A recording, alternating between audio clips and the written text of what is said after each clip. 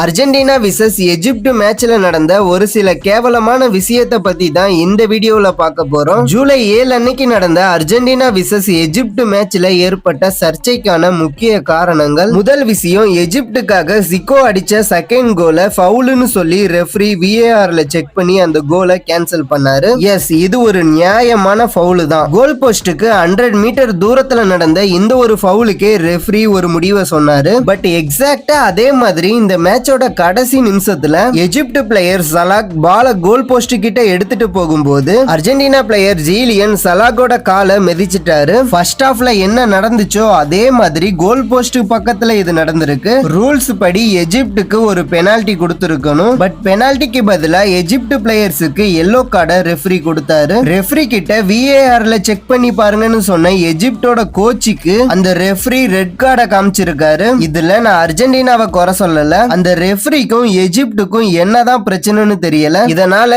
Egypt football federation FIFA கிட்ட ஒரு புகாரை கொடுத்தாங்க. பட் FIFA சைடுல இருந்து ரிப்ளை என்ன வந்திருக்குன்னா, இந்த போட்டியில எந்த வெளிப்புற தலையீடும் இல்ல, பாரபட்சமும் இல்லன்னு சொல்லி FIFA அவங்களோட பதில சிம்பிளா சொல்லிட்டாங்க. அதே சமயம் FBI-யும் டிபார்ட்மெண்ட் ஆஃப் ஜஸ்டிஸும் FIFA $300 மில்லியன் பண மோசடி பண்ணி இருக்கிறதா ஒரு விசாரணை இப்ப போயிட்டு இருக்குது. இதுல இன்னொரு ஷாக்கிங்கான விஷயம் என்னன்னா, அர்ஜென்டினாவோட ஃபுட்பால் ஃபெடரேஷன் இதுல இன்வால்வ் ஆகி இருக்காங்க அப்படின்னு சொல்றாங்க. இத பத்தி நீங்க என்ன நினைக்கிறீங்கன்ட்டு உங்களோட ஒப்பீனியனை கமெண்ட்ல சொல்லுங்க.